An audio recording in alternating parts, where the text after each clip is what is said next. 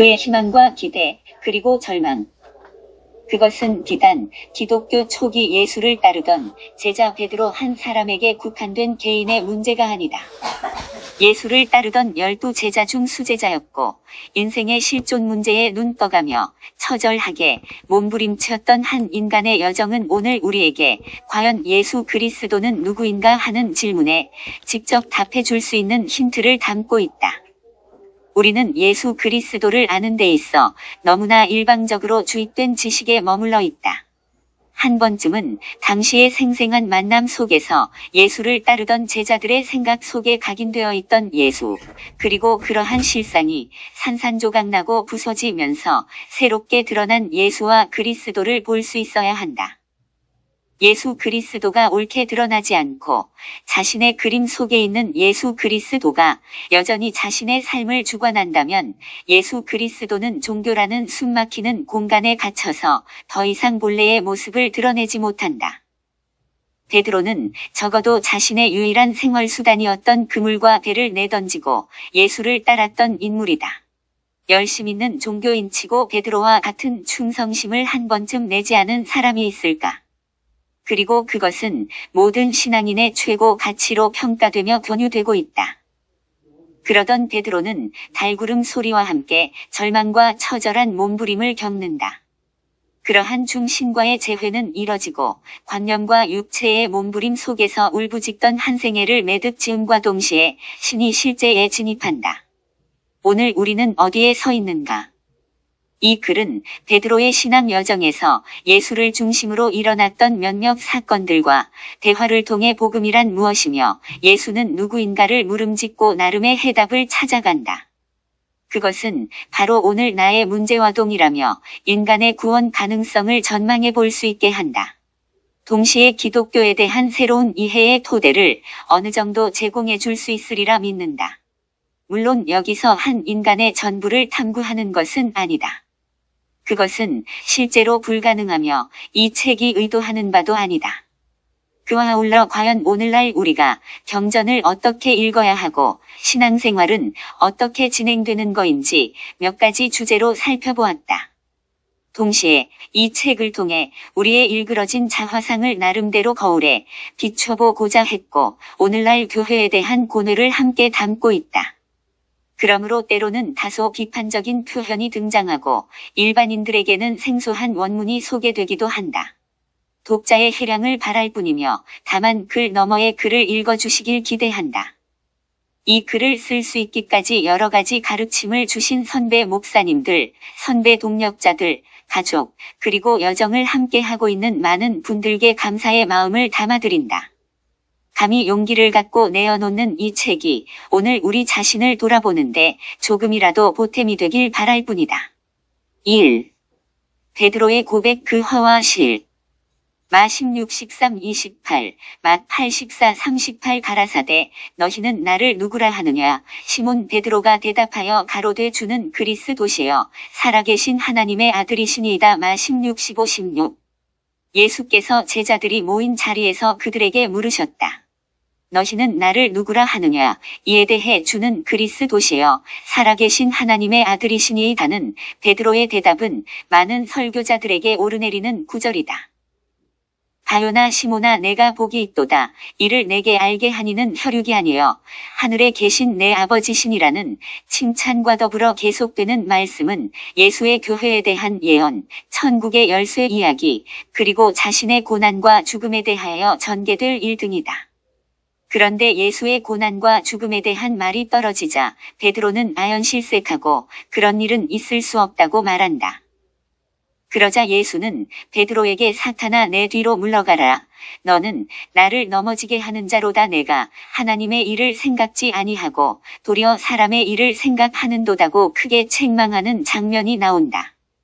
그야말로 순식간에 상반되는 듯한 극적 상황의 연출은 독자들을 당혹해 하는 대목이기도 하다. 그래서 위 본문은 성경 독자들에게 더욱 다양한 해석과 관심이 집중되어 있는지도 모른다. 우리는 어떻게 이러한 두 극적인 상황이 전개되고 있는지 본문 전체의 분위기를 차분히 살펴볼 필요가 있다. 뿐만 아니라 우리가 예수와 제자들의 이 대화를 옳게 이해하려면 사뭇 다른 각도에서 기록하고 있는 마가의 시각, 곧병행구를 이루고 있는 마가복음 8장의 기사와도 면밀히 비교하면서 살펴볼 필요가 있다. 우선 마태복음 16장 13절 이하의 대화는 이렇게 시작하고 있다. 예수는 제자들에게 묻기를 사람들이 인자를 누구라 하느냐가. 즉 인자의 존재 A나이에 대해 그를 둘러싸고 있는 일반인들의 인식을 묻고 있다. 이는 예수의 의도적인 질문이다. 이것은 다만 사람들과 제자들의 생각이 궁금해서 묻고 있는 것은 아니다. 그는 이미 제자들의 생각과 마음을 환히 꿰뚫어보고 있었고 어떤 대답이 나올 것인지 사람들이 지금쯤 자신에 대해서 어떻게 말하고 있을지도 잘 안다. 그 정도는 사실 불문가지 부문가지 아니겠는가. 그럼에도 불구하고 그러한 질문을 하고 있는 것은 자신에 대한 신분을 좀 더 구체적으로 제자들에게 노출시키고자 하며 드러내려 합니다. 그리고 사람들과 제자들의 이해가 어느 위치인지를 알려주고 어떻게 바로 잡아야 할지를 예언하고 있다. 그래서 자신에 대해서 형성되고 있는 제자들의 메시아상을 바로 잡아주려 하며 제자들 스스로가 이 사실을 깨닫고 구원에 이르도록 하고자 합니다. 그때까지의 사람들 눈에 비친 예수는 더러는 세례 요한으로, 더러는 일리야, 어떤 이는 예레미야나 선지자 중에 한 사람 정도로 보고 있었다. 그러한 사실은 제자들의 대답 속에 잘 나타나 있다. 이런 상황에서 너희는 나를 누구라 하느냐는 예수의 물음에 주는 그리스도시오 살아계신 하나님의 아들이시니이다. 수에에호 크리스토스 호히오스 투 데우 투 존토스는 베드로의 고백은 사람들과는 분명 다른 차원이다. 예수를 구약에 예언된 메시아로 보고 있는 제자들의 시각은 뭇사람들과는 확실히 달랐다. 예수에 대해 새롭게 인식하고 있는 것이다. 예수께서 바요나 시모나 내가 복이 있도다. 이를 내게 알게 하니는 혈육이 아니여 하늘에 계신 내 아버지시니라. 고 충분히 칭찬할 만한 대답이 아닌가? 그런데 이러한 대답을 듣고 난 후에 나타나고 있는 예수의 반응은 그가 예수이기 때문이라는 사실만으로 그냥 가볍게 넘겨버릴 수만은 없는 요소가 있다. 어떠한 점에서 그러한가? 이에 제자들을 경계하사 자기가 그리스도인 것을 아무에게도 이르지 말라 하시니라 그러면서 그때로부터 자기가 예루살렘에 올라가 장로들과 대제사장들과 서기관들에게 많은 고난을 받고 죽임을 당하고 제3일에 살아나야 할 것을 제자들에게 비로소 가르치시니 라는 대목이 나온다. 우리의 상식으로는 당연히 아직 인자에 대해서 몰리해 하고 있는 저 수많은 사람들에게 바른 지식을 갖도록 제자들을 파송하는 것이 순서일 터. 그리스도이시며 살아계신 하나님의 아들을 다만 선지자 정도로 밖에 보지 못하고 있는 우맹을 한시 바삐 깨우치기 위해서라도 이제 예수를 그리스도로 옳게 보고 있는 사랑스런 제자들을 저들에게도 보내야 하지 않겠는가. 마치 요한복음 4장에 나오는 수가성 여인의 경우처럼 내가 그리스도를 만났다고 동리 사람들에게 소리 높여 외침으로 믿는 사람이 많아지면 얼마나 좋겠는가? 왜 사마리아 여인에게는 그런 경계를 주지 않으시고 우리가 지금 살펴보고 있는 본문의 제자들에게는 이렇게 주의를 주고 계실까? 우리는 종종 성경을 대하면서 이러한 부분들을 소홀히 넘기며 애매하게 취급한다. 대부분의 설교자들은 단지 아직 하나님의 예정의 때가 안 되어서 그랬을 것이라는 식의 막연한 이해에 머물러 있거나 혹은 어물쩍 넘어가기 일수다. 그러고 있는 동안 성경은 여전히 그 뜻을 우리들에게 분명히 드러내 주기를 유보한다. 여기서 동 기사에 대한 마가복음 8장 27절부터의 기록을 살펴보자. 29절에서 너희는 나를 누구라 하느냐는 물음에 베드로는 주는 그리스도 신이다 수에이호 크리스토스? 고 매우 간단하게 표현하고 있다. 그리고 마태복음에 나타나 있는 칭찬의 기사가 나와 있지 않다는 것이 두드러진 특징이다. 또 마가복음 8장 30절을 주목하여 보자. 이에 자기의 일을 아무에게도 말하지 말라 경계하시고 우리말 번역 성경으로는 마태복음이나 마가복음이 둘 다 똑같이 경계하시고로 번역된 이 부분이 원어 성경에서는 약간 다른 분위기의 다른 단어를 쓰고 있다는 사실이다. 마태복음에서는 디아스텔로마이, 따로 놓다, 구별하다, 명령하다, 분부하다, 차지를 쓰고 있는 반면에 마가복음에서는 에피티마오를 쓰고 있다. 는 바로 이어서 나오는 32절 예수를 붙들고 가나메 할 때 가나메가 리부크 KJV 있고 33절 베드로를 꾸짖어 가라사대 할 때의 꾸짖다로 번역된 단어이다. 에피티마오의 사전적 의미는 비난하다, 책망하다, 훈계하다이며 성경에서는 주로 예수께서 더러운 귀신 혹은 바람과 물결을 꾸짖을 때의 단어를 사용하고 있다. 그렇다면 30절 자기의 일을 아무에게도 말하지 말라 경계하시고에서 경계하시고에 에피티마오는 오히려 꾸짖는 분위기임을 알 수 있다.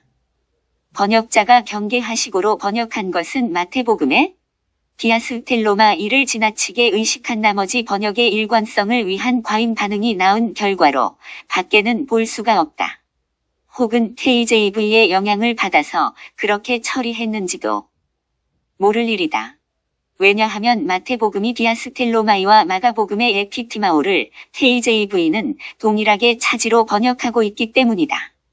KJV와 의견을 달리하고 있는 번역 성경들도 다수 있다. 잠깐 소개한다면 원 경고하다, 에서에게 경고하다. 주의하다 NIV, GSPD, 어드머니시 훈계하다, 타이르다, 경고하다 라이유 등이다. 어떻든 한글 개역 성경과 몇몇 영어 성경들은 동의어로 처리하고 있지만 원문으로 이 둘은 결코 동의어가 될 수 없다. 번역 성경이 동의어로 처리하고 있는 것은 두 단어로 표현해서 전달하고자 하는 의미가 번역자 자신들에게 충분히 전달되지 않은 까닭이다. 마태복음의 디에스테이라토가 마가복음에서는 에피티마오로 한층 강화되어 표현되고 있다는 사실은 주목되는 부분이다. 그렇다면 왜 마태복음에서는 칭찬을 아끼지 않은 이 고백을 마가복음에서는 오히려 자기에 관하여 아무에게도 말하지 말라고 책망하고 계실까? 그럴 수밖에 없었던 주님의 심정은 다음 사건을 통해서 금방 알 수 있다. 마가복음 8장 31절 인자가 많은 고난을 받고 장로들과 대제사장들과 서기관들에게 버림바 되어 죽임을 당하고 사흘 만에 살아나야 할 것을 비로소 저희에게 가르치시되 드러내놓고 이 말씀을 하시니 베드로가 예수를 붙들고 가나메 에피티마오 꾸짖으니라는 기사이다. 여기서 베드로가 예수를 붙들고 가나메라고 번역하고 있지만 사실은 앞서 말한 대로 에피티마오 를 사용하고 있다. 즉 예수에게 간청하기보다는 강력한 항의를 하고 있는 것이요. 더 나아가 예수를 향한 책망이 담겨져 있는 개념이다. 이 부분도 여타의 영어 성경을 참고해보는 것이 좋다. 대부분 영어 성경들이 리부크 비난하다, 꾸짖다 혹은 리몬스트레이트, 이의를 말하다, 항의하다, 질책하다 등으로 번역하고 있다. 그런 면에서 일부 영어 성경들은 이 부분에서 한글 개역 성경보다 잘 번역했다고 볼 수 있다. 왜 베드로가 이렇게 반응을 하고 있는가? 마가에 의하면 예수는 베드로의 고백에 대하여 마태복음에 나와 있는 칭찬의 내용은 간곡 없고 다만 책망하고 비난하는 것만을 기록하고 있다. 그리고 예수께서 장차 진행될 일에 대하여 말씀하셨을 때 왜 베드로는 예수를 향하여 분노하고 더 나아가 그 역시 간청 책망하고 있는가? 웬일인지 갑자기 팽팽한 긴장과 서로에 대해 못마땅한 듯한 언설이 오가고 있음을 느끼게 된다. 적어도 그것이 원문에서 우리들에게 전해지는 분위기이다. 이 어찌 된 일인가? 베드로는 무엇 때문에 예수를 에피티마오 하고 있는가? 자신의 메시아인 예수가 고난받는다고 하니까 안타까워서인가? 결코 그렇지 않다. 거기에는 그럴 만한 충분한 이유가 있었다. 우리는 바로 이 같은 베드로의 반응을 통해서 그의 메시아 관관, 곧 그리스도관이 어떠했는지를 잘 엿볼 수 있다. 베드로가 왜 이런 반응을 보일 수밖에 없었는가? 갑자기 그가 실성하여 앞의 고백과 상반되는 말을 하고 있는 것인가? 그러나 그것은 결코 상반되는 고백이 아니여 사실은 앞의 고백과 동일한 고백을 하고 있을 뿐이다. 그것은 그의 그리스도관에 근거한 반응으로서 나타나는 당연한 항의이다. 또한 베드로의 그리스도관과는 곧 제자들의 메시아관이나 다름없다. 대화 전체를 보면 제자들과의 대화에서 성급한 베드로가 먼저 대답했을 뿐이지 실제로 제자들도 같은 견해를 갖고 있었음이 분명하다. 그러므로 너희는 나를 누구라 하느냐에 대한 대답으로서 주는 그리스도시여의 고백은 사실 엄격히 말하면 베드로의 고백이라기보다 제자들의 고백이여 오늘날 그를 따르는 모든 이들의 고백이기도 하다. 그렇다면 그 고백의 실체는 무엇인가? 그들의 메시아관 혹은 기독과는 구약에 기초한다. 또한 당시 유대 메시아 대망 사상과 맥을 같이 하고 있다. 단지 사람들과 제자들의 차이점은 바로 당신이 우리가 대망해 온 그 그리스도라는 것과 어떤 이들은 선지자 정도로 보는 차이 밖에는 없다. 메시아관에 있어서는 조금도 다를 바가 없고 그 메시아가 누구냐 하는 점에 있어서 단지 조금 달랐을 뿐이다. 베드로의 고백은 사람들은 당신을 세례 요한 혹은 일리야, 예레미야나 선지자 정도로 밖에 보지 못하고 있지만 내가 보기에는 당신이 우리 조상적부터 수천 년 동안 기다리던 그 그리스도이심이 분명합니다는 말에 다름 아니다. 저 사람들은 다른 데서 메시아를 찾고 있으면서 당신을 몰라보고 있지만 우리가 보기에는 당신이 그 메시아이십니다는 고백이다. 동시에 그 이면에는 메시아가 오면 우리를 이러한 억압으로부터 피압박으로부터 해방시켜 주실 분이 분명하다는 확신을 갖고 있다. 뿐만 아니라 민족 해방이 성취되는 날 분명 당신은 유대의 왕으로 옴닉될 것이고 당신을 따르고 있는 우리 제자들은 요직 한 자리씩은 당연히 차지할 수 있으리라는 확고부동한 메시아관을 갖고 있었다. 어떻게 그렇게 볼 수 있는가? 그 증거로는 곧 인자가 많은 고난을 받고 장로들과 대제사장들과 서기관들에게 버림받아 죽임을 당하고 사흘 만에 살아나야 된다는 말씀에 대한 베드로의 반응이 그의 메시아관을 명확히 나타내주고 있다. 그리스도가 이렇게 말씀하신다는 것은 그의 그리스도관에 비추어 보면 천부당만부당한 일이여 말도 안 되는 소리이다. 천하를 평정하고 이스라엘을 해방시켜야 할 메시아가 죽임을 당한다니 그것은 도무지 꿈에서조차 상상해 본 일이 없다. 또한 그리스도가 죽임을 당한다면 우리는 도대체 어떻게 된다는 말인가? 그리고 그동안 모든 것을 포기하고 청춘을 불사르며 그를 쫓았던 의미가 무엇인가? 우리는 무엇이란 말인가? 겨우 이 꼴을 보려고 우리가 3년 반 동안 저 인물을 따라 다녔단 말인가. 그의 얼굴이 부끄락 푸르락 하면서 예수를 향하여 항의하고 있는 것이 충분히 이해가 되고도 남지 않는가. 그것은 어쩌면 너무나도 당연한 반응이라 할 수 있다.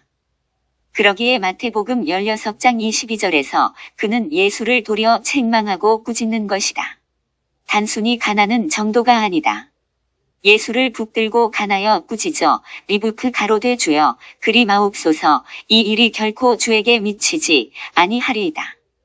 피터 푸 힘 어사이드 인드 비겐 투 리부크 힘 페리시 더 소트 로드 히 세드 디스 쉘 네버 해픈 투 유 NIV 번역을 매끄럽게 해서 그럴 뿐이지 이 말의 분위기는 다분히 다음과 같은 심리 상태이다. 예수님 지금 도대체 무슨 말씀을 하고 계십니까? 그럴 수 없습니다. 그런 일은 결코 주님께 미치지 않을 것입니다. 뿐만 아니라 제자들과 베드로의 그리스도관이 철두철미하게 육신적 메시아관이었다는 증거는 많은 곳에 나타나 있다. 마가복음 9장에 바로 제자들의 속이 훤히 들여다보이는 기사가 있다. 32절을 보면 여전히 십자가 사건에 대한 말씀을 반복하고 있다. 소위 같은 설교를 두 번째 하고 있는 것이다. 그러나 여전히 그들은 깨닫지 못하고 있다. 그리고 관심사는 여전히 엉뚱한 데 있다. 뿐만 아니라 그들은 감히 두려워서 그것이 무슨 말씀인가 하고 묻지도 못하고 있다. 그 두려움은 어떤 두려움인가? 오늘날은 깨닫고 있는가? 여전히 모르기는 마찬가지이다. 도무지 묵지도 않을 뿐더러 물을 필요도 느끼지 않는다. 당시 현장에서의 제자들이 무슨 말인지 모르던 것을 오늘날은 다 알고 있다고 생각하기 때문이다. 이미 십자가 사건을 잘 알고 있다는 생각은 새롭게 예수가 죽는 것에 대해서 두려워할 필요도 없고 그 죽음에 대해 물을 필요가 없다. 당시의 제자들은 자신들의 사활이 걸려있는 것이라서 혹시나 하는 두려움 때문에 감히 묻기조차 두려워하였다. 그러나 오늘날 예수 믿는 우리들은 이미 2000년 전에 예수가 죽었기 때문에 두려워해야 할 이유가 전혀 없는 것이다. 오늘 함께 죽는 죽음이 없기 때문에 당연히 죽음에 대한 두려움도 없는 것이다. 때문에 예수 하면서도 예수와 상관없는 자가 된다. 예수의 죽음과 나와는 별개의 사건일 뿐이라는 말이다. 그래서 우리는 예수를 모른다. 오늘의 예수가 아니라 2000년 전의 예수만 믿고 있는 것이다. 제자들이 깨닫지 못하는 상태에서 관심사는 여전히 동일하다. 33절에 가버나움에 이르러 집에 계실새 제자들에게 물으시되 너희가 노중에서 서로 토론한 것이 무엇이냐 하시되 저희가 잠잠하니 이는 노중에서 서로 누가 크냐 하고 쟁론하였음이라. 마구 33. 이것이 아주 적극적으로 표출되어 나타나는 장면이 마가복음 10장 37절이다. 여짜오되 주의 영광 중에서 우리를 하나는 주의 우편에 하나는 주의 좌편에 앉게 하여 주옵소서. 막 13-17. 물론 이때에도 세 번째 동일한 설교를 듣고 난 후의 일이다. 보라 우리가 예루살렘에 올라가노니 인자가 대제사장들과 서기관들에게 넘기움에 저희가 죽이기로 결안하고 이방인들에게 넘겨주겠고 그들은 능욕하며 침 뱉으며 채찍질하고 죽일 것이니 저는 3일 만에 살아나리라 하시니라. 막 13-34. 같은 설교를 3번씩이나 듣고 있지만 그들의 기도하는 내용은 조금도 변하지 않고 있다. 이는 세베대의 아들 야고보와 요한의 독립될 조국의 조각조각에 대한 성급한 로비 활동이다. 어찌 그것이 야고보와 요한만의 기도였겠는가. 10 제자가 듣고 그 두 형제에 대하여 분이 여기는 장면 마 22-14을 보면 그들도 동일하였다. 예수께서 가라사대 너희 구하는 것을 너희가 알지 못하는도다. 너희가 나의 마시는 잔을 마시며 나의 받는 세례를 받을 수 있느냐. 이것이 주는 그리스도시요 살아계신 하나님의 아들이십니다는 베드로와 제자들의 고백의 실체이다. 이러한 메시아 사상을 갖고 있는 제자들을 어찌 경계하고 꾸짖지 않으실 수 있었겠는가. 혹시라도 그러한 그리스도의 소식이 온 유대에 전파되면 모든 유대인들이 몰려들어 민족 해방의 기치를 내걸고 지도자로 밀어붙이는 사태가 일어나지 않겠으며 마치 혁명 전야와 같은 분위기가 온 유대에 팽배해지지 않겠는가. 물론 이러한 일은 결국 추후에 도래하고 겪게 되지만 적어도 지금은 아니며 지금 그러한 일이 일어나서는 죽도 밥도 되지 않는다. 또한 이 시점에서 비로소 자신의 당할 일을 드러내놓고 가르치는 것을 볼 수가 있다. 무슨 말인가. 그들의 그리스도과는 비록 잘못되었지만 그러나 구약에서 예언한 그 그리스도가 바로 당신이라는 사실을 제자들이 알고 난 후에야 비로소 그들의 잘못된 그리스도관을 교정해 나가고 계신다. 즉 그런 일이 결코 일어날 수 없습니다는 하나님의 일이 아닌 사람의 일이여 인간의 관심사일 뿐이다. 왜 그것이 사람의 일인가? 인간은 항상 자신이 못하는 일을 영웅이 나타나 대신 성취해 주길 바라며 그를 추종함으로 그러한 영웅성에 편승하여 의기양양하고 싶은 것이 속성이 다. 그렇게 함으로써 대리만족이라는 것을 누리며 행복해한다. 메시아관도 이와 대동소이하다. 그들의 그리스도관은 예수의 고난과 십자가 사건은 상상도 할 수 없는 일이며 다만 자신들의 꿈과 이상을 그리스도를 통해서 실현시키고자 하는 것뿐이다. 그러나 그것은 하나님의 일과는 상관이 없는 베드로와 사람들의 관심사일 뿐이요 사람의 일이다. 결국 그러한 사람의 일에는 조금도 관심이 없으신 분이기에 사탄아 내 뒤로 물러가라고 말씀하실 수밖에 없다. 그것이 곧 사탄이 아니고 무엇이란 말인가? 사탄의 실체는 바로 그와 같은 것을 말한다. 여기서 예수는 도리어 인자는 십자가의 고난과 3일 만에 부활하리라는 새로운 메시아관을 말씀하고 계신다. 또한 아무든지 나를 따라오려거든 자기를 부인하고 자기 십자가를 지고 나를 좇을 것이니라. 누구든지 제 목숨을 구원코자 하면 잃을 것이요 누구든지 나와 복음을 위하여 제 목숨을 잃으면 구원하리라. 막 8:34. 너희가 나의 마시는 잔을 마시며 나의 받는 세례를 받을 수 있느냐. 막 10:38. 바로 이것이 사람의 일과는 전혀 상반되는 새로운 메시아관이다. 그런데 왜 마태복음에서는 바요나 시모나 내가 복이 있도다 이 일을 내게 알게 하니는 혈육이 아니여 하늘에 계신 내 아버지시니라고 아주 호의적인 말씀을 하고 계실까? 이 구절로 인해 독자들은 매우 혼란을 겪고 있고 이 본문에 대한 해석이 분분하다. 그러나 혼란을 겪을 이유는 조금도 없다. 조금만 깊이 생각해보면 예수의 심정은 금방 드러난다. 그렇다. 비록 그들의 메시아관은 잘못된 메시아관이지만 많은 무리들과 달리 함께 있는 예수가 바로 구약에 예언된 그 그리스도라는 사실을 알게 되니 한 가지 사실만도 혈육으로 알 수 없는 하나님의 은혜이다. 뿐만 아니라 이러한 사실에서부터 비로소 올바른 메시아관을 가르칠 수 있는 터전이 마련되기 때문에 복 있는 자라는 것이다. 그런 의미에서 그것은 엉터리 메시아관임에도 불구하고 매우 고무적인 상태이다. 다시 말하면 베드로의 고백은 맞는 실 고백이면서도 틀리는 고백이다. 예수가 그리스도라는 사실은 맞지만 그 그리스도의 내용은 내어 쫓아야 할 사탄이다. 그러므로 예수의 사역은 그 사탄을 내어 쫓고 그 자리에 올바른 그리스도가 자리하게 하는 일만 남아있다.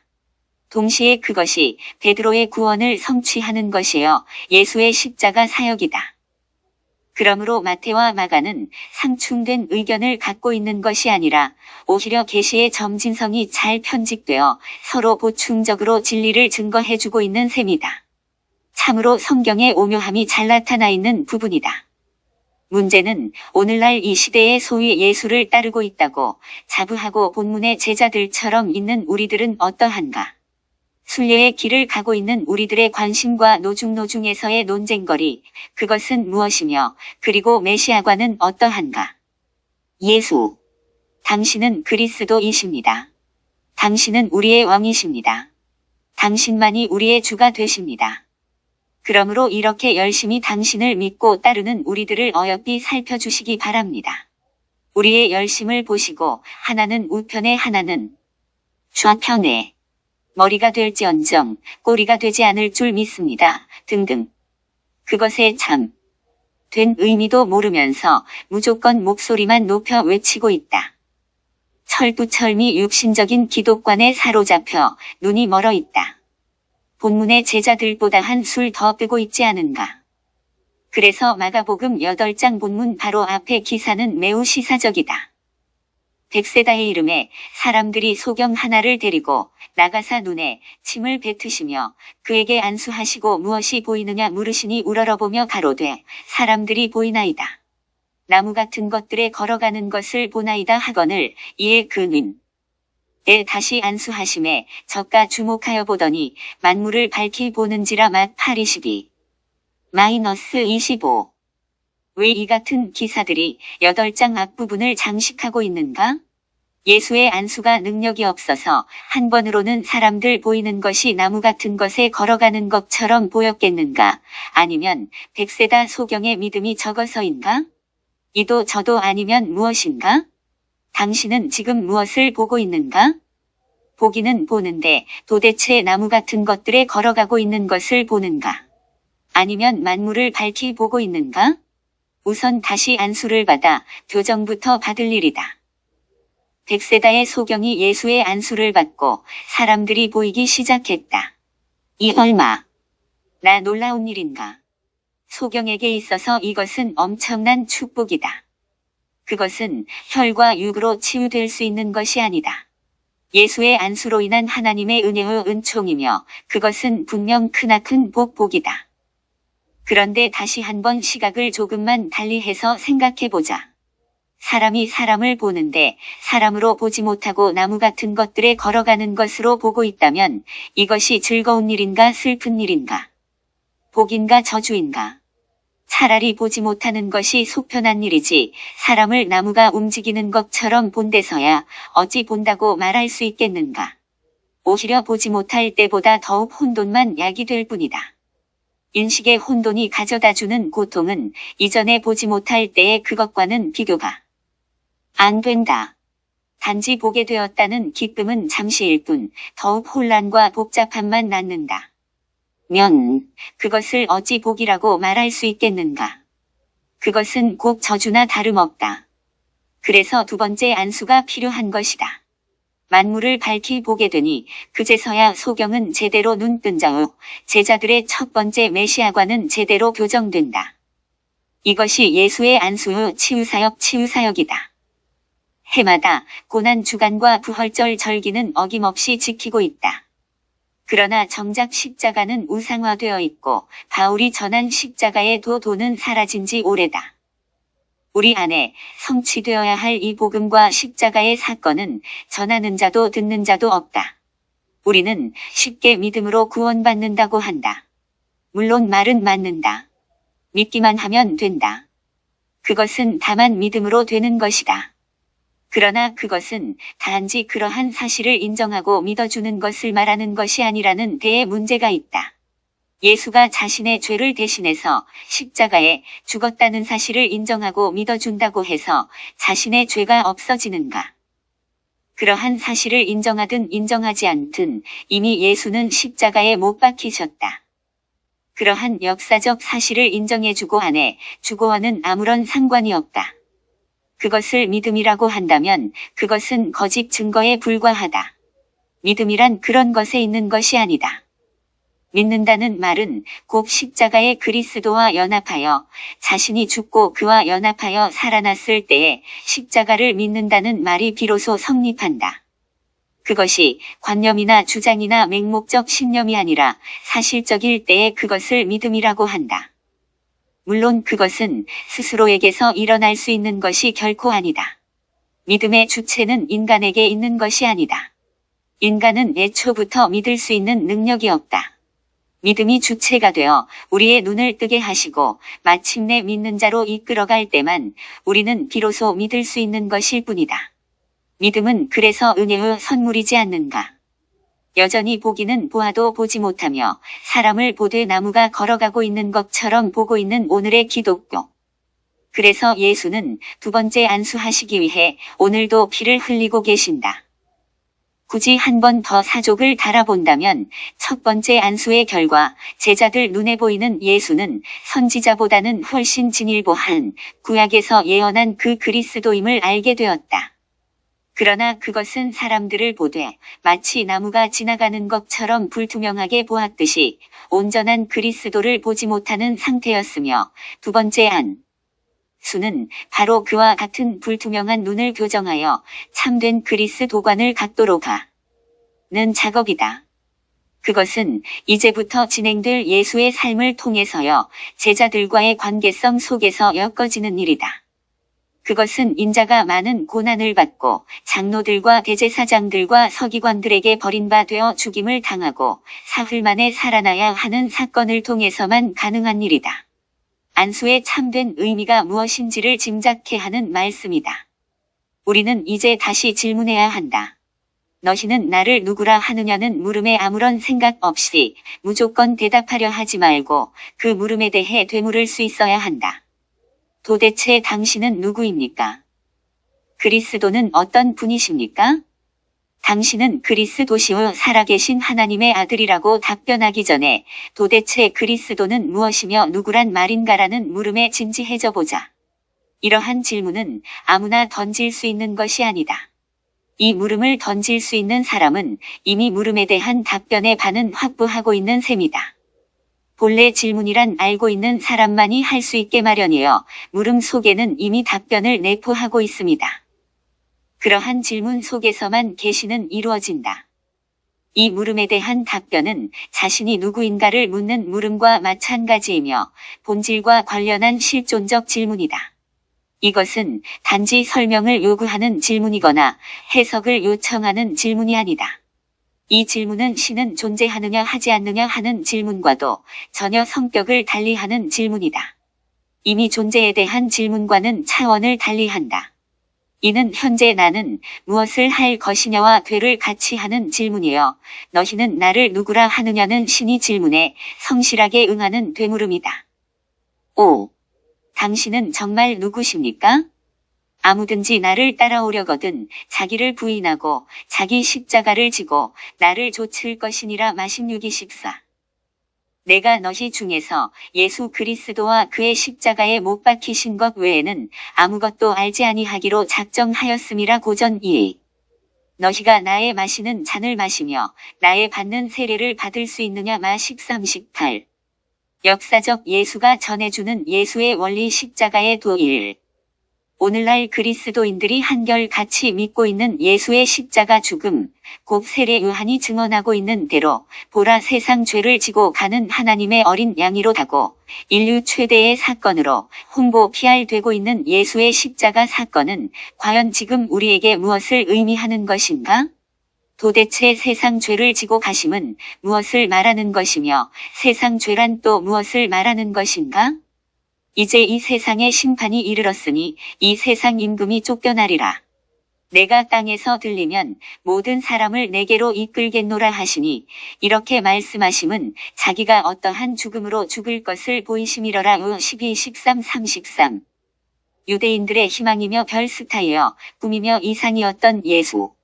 종교적인 카리스마와 배운 것은 없었지만 어떤 모사꾼과 학자들도 당해낼 수 없는 지혜를 갖춘 이상적 해방자 예수. 그는 군중동원의 마력을 지닌 인물이었으며 유대인들의 핍박에도 불구하고 그를 따르던 제자들과 무리들에 의해서만은 적어도 확실한 주는 그리스도시여 살아계신 하나님의 아들이었다. 그의 능력으로 하면 어느 사회나 골치 아프게 마련인 경제적 분배의 문제쯤은 염려하지 않아도 되고 의료의 문제도 걱정할 필요가 없게 되었다. 오병이어의 경험과 수많은 병자들이 치유되는 현장을 한눈에 목격하지 않았던가. 그러므로 그만이 우리의 빵 문제, 의료 문제, 정치적인 문제를 해결할 수 있는 유일한 메시아였다. 이러한 믿음은 누구도 빼앗을 수 없는 것이었으며 때문에 주를 위하여 내 목숨을 버리겠나이다. 우 14:37은 고백이 가능했다. 우리는 예수의 죽음에 대해서 한 번쯤은 바로 이들 곧 죽음을 맹세하면서 따르던 제자들과 무리들의 관점에서 살펴볼 수 있어야 한다. 당시의 역사적 현장에서 무슨 일이 일어났는지 눈여겨보아야 한다. 세상 죄를 지고 가는 하나님의 어린 양이라고 할 적에 마치 수학 공식에 대입하듯 단순히 세상 죄 인류의 모든 죄하고 우리는 너무 쉽게 단순화시켜버리는 습성이 있다. 그러고 있는 동안 세상 죄는 인류의 모든 죄며 관념의 극치, 하나님이 세상을 이처럼 사랑하사는 인류에 대한 포괄적 개념이 되어버리고 만다. 단지나 개인과는 상관없는 보편적 개념으로만 남아있게 된다. 즉 개인의 실존적 문제를 보편 개념에 전이시키므로 정작 자신을 배제하게 된다. 그렇게 되면 예수의 죽음과 나는 전혀 무관하게 되어버리고 나는 단지 타자 혹은 구경꾼으로 남아있게 될 소지가 다분하다. 나는 믿음이라는 허울 좋은 개념을 사용하여 다만 편승하기만 하면 된다. 예수의 사역을 폄하하고자 함이 아니다. 맹목적 관념으로만 남아있는 예수에 대한 이해를 넘어서고자 합니다. 각각 개인에게서 예수의 십자가 사건이 무엇을 의미하는 것인지 나타내려 합니다. 12절 기사를 살펴보면 그 이튿날에는 명절에 온 큰 무리가 예수께서 예루살렘으로 오신다 함을 듣고 종려나무 가지를 가지고 맞으러 나가 외치되 호산나 찬송하리로다 주의 이름으로 오시는 이 곧 이스라엘의 왕이시여 하더라고 하고 있다. 이렇게 무리들이 열광하며 예수를 이스라엘의 왕으로 합창하면서 영접하는 이유에 대하여는 17절, 18절에 잘 나타나 있으니 나사로를 무덤에서 불러내어 죽은 자 가운데서 살리실 때에 함께 있던 무리가 증거한지라. 이에 무리가 예수를 맞음은 이 표적 이적 행하심을 들었음이러라인 따달기다.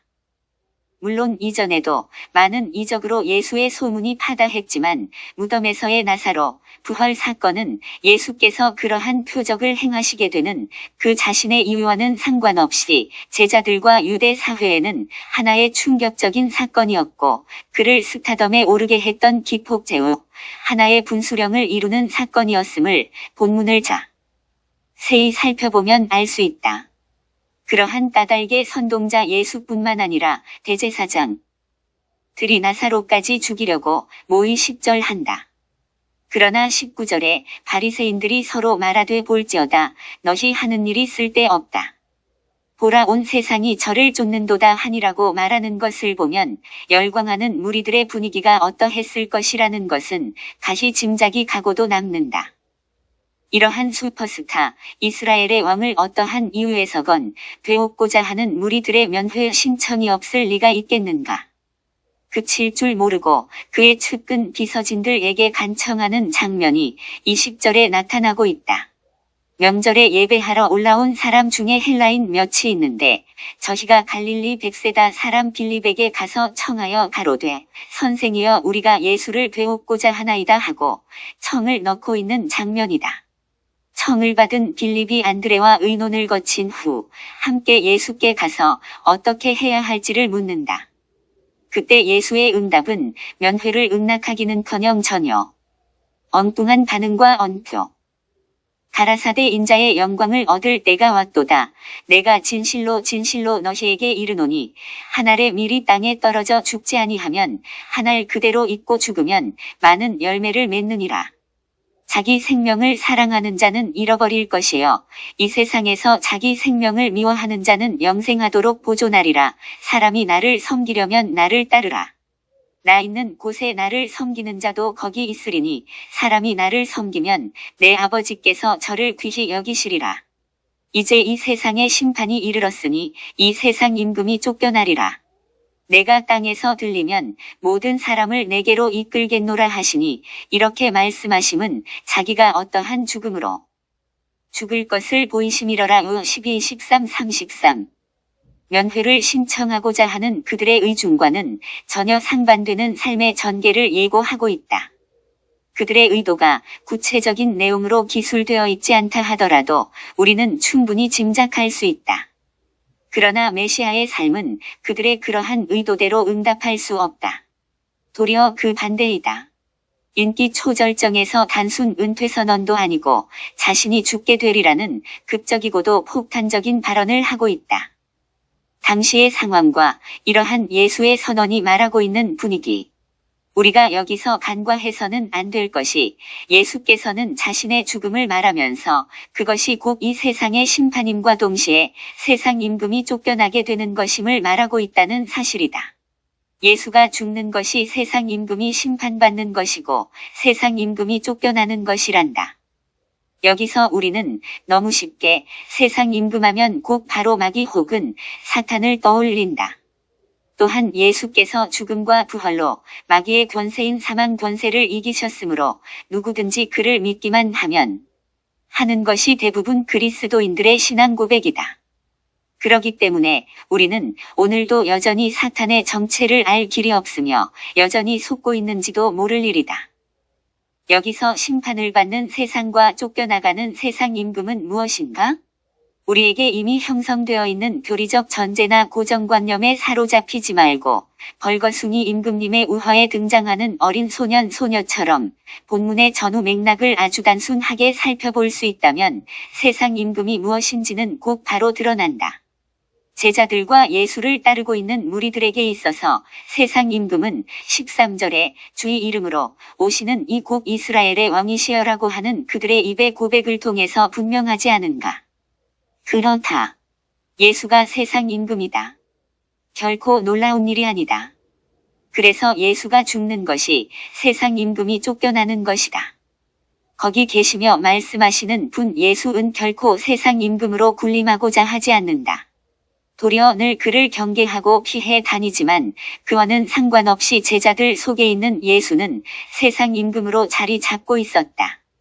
제자들에게 있어서 예수는 이스라엘을 회복하실 왕, 세상 평화를 완전하게 성취하실 분으로 와 있었고 그들의 꿈이여, 이상이여, 그들의 세상 임금으로 자리 잡고 있었다는 말이다. 예수는 제자들에게 좀 더 바른 가르침과 깨우침으로 자신에 대해 그렇게 잘못 형성되고 있는 이미지를 미리 교정할 수는 없었을까? 예수는 종교적 지도력에 있어서 무슨 결핍이 있는 건 아닌가? 지혜와 모사에 있어서는 따라올 자가 없었고 능력으로 하면 죽은 자를 살리는 분이며 오병이어의 기적을 행하신 분이 아닌가? 예수는 제자들의 그러한 심리를 간파하지 못했을 리 없다. 물론 제자들과 동고동락하는 3년 6개월의 공생의 기간 동안 한 번도 의도적으로 그들을 그렇게 가르친 적이 없음에도 불구하고 그들은 그러했으며 그들 속에 자리 잡고 있는 예수는 세상 임금으로 자연스레 굳혀가고 있었다. 그럼에도 끊임없이 말씀을 하고 설교를 한다. 그는 설득하거나 또는 지혜로운 말을 의탁해서 그것을 교정하거나 해결을 시도하지 않고 있다는 점이다. 이게 인간의 참 모습이다. 빛을 빛으로 보지 못하고 도리어 어두움으로 삼는 것이 인간의 본성적 속성이다. 그러므로 인간이 하는 모든 의가 결국 불이여 예수를 버러지 형상의 예수 세상 임금로 만들며 순리로 쓸 것을 영리로 쓴다. 때문에 세상 임금 예수는 인간 죄악의 표상이며 직대성이며 총체라고 할 수 있는 것이다. 즉 인간의 모든 죄악성이 예수를 가장 가까이 따르고 있는 제자들의 실상을 통하여 세상 임금이라고 하는 형태를 띠고 예수에게 집중되고 있다. 여기서 예수는 세상의 모든 죄를 짊어지고 있는 어린 양의 모습으로 등장하게 된다. 진리를 추구하고자 하는 인간의 속성이 예수의 삶과 제자들의 관계성 속에서 적나라하게 노출되는 모습이 역사적 예수의 실제 현장에서 가감 없이 그려지고 있다. 인간 지고의 관심, 꿈, 이상을 이스라엘 왕 예수에게 모아놓고 열광하고 있는 무리들에게 예수는 말한다. 그 예수는 죽어야 한다.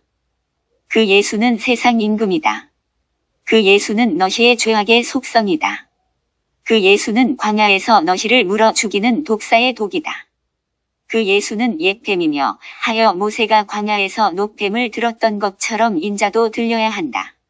이제 너희에게 있는 그 예수가 죽어야 역설적이게도 너희가 산다고 하는 게 역사적 예수의 피와 죽음으로 전하는 메시지이다.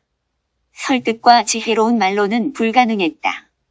강력한 카리스마를 동원하여 그들의 마음을 사로잡을수록 변화는커녕 예수를 옹립하려는 마음은 더욱 강화된다. 주옥같은 산상수훈의 말씀은 감동을 주었고 권세 있는 세교훈의 말씀이라고 차별화되었지만 그 진정성을 전달할 수가 없었다.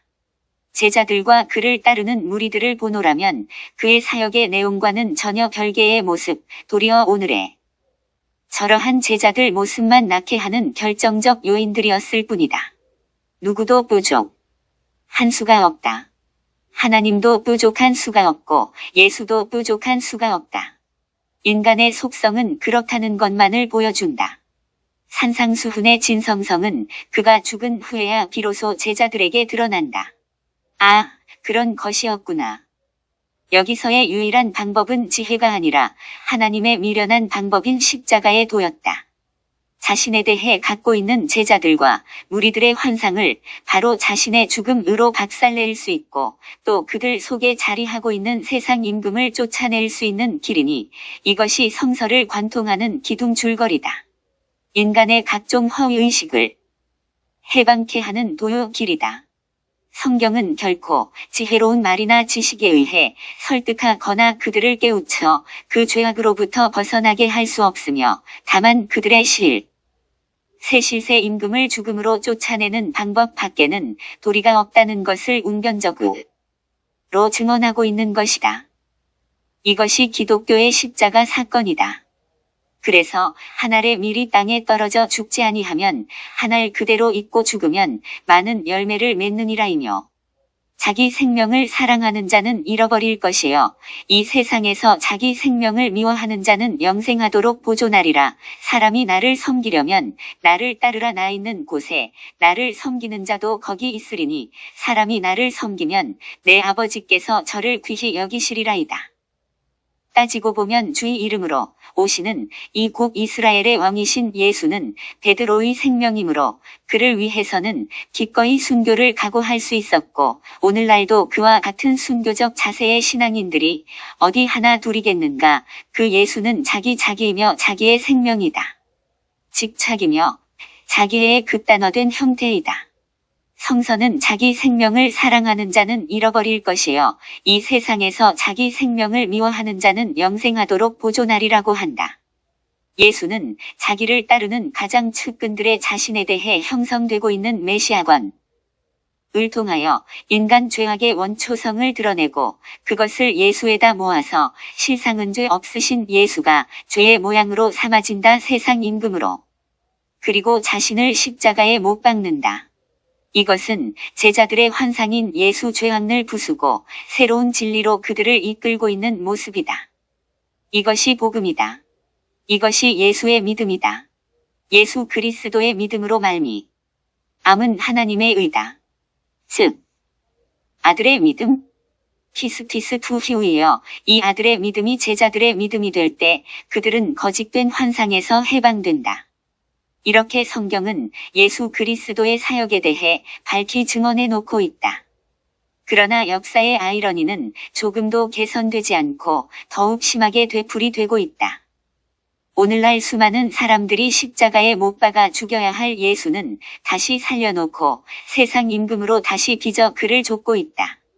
예수에게 십자가에 죽었다가 다시 살아나신 분이라는 이력을 하나 더 추가해 놓은 채 앞다투어 세상 임금으로 옹립해 자신들만의 주로 삼고 있으니 역사는 진보하는 게 아니라 퇴보하고 있다. 호산나 찬송하리로다. 주의 이름으로 오시는 이 곧 이스라엘의 왕이시 열을 외치지 않는 곳이 있는가. 오히려 뒤질세라. 더 큰 믿음을 보이기 위해 경쟁을 하고 있는 시대이고 보면 2000년 전 예루살렘에서 보다 더욱 심하다. 하여 나는 말한다. 그 예수는 죽어야 한다. 다시 말하노니 당신의 그 예수는 죽어야 당신은 해방된다. 영원한 노예로 남을 것인가? 예수로부터 해방될 것인가? 예수는 제자들을 자신에게서 해방시키기 위해 십자가에 달렸다는 사실을 아직도 모르시는가? 예수가 당신을 무는 뱀이라는 사실을 아직도 모르신단 말인가? 예수가 우리에게 오늘날에도 주와 그리스도가 되었다는 게 의미 있으려면 그 언저리에서 예수를 보아야 한다. 오늘날 예수는 그를 따른다는 이들에 의해 심하게 욕보임 당하고 있다. 예수의 원리는 거기에 있다. 석가에 의해 낚였다면 당신은 석가에게 물렸고 석가 예수에게 해방되어야 산다.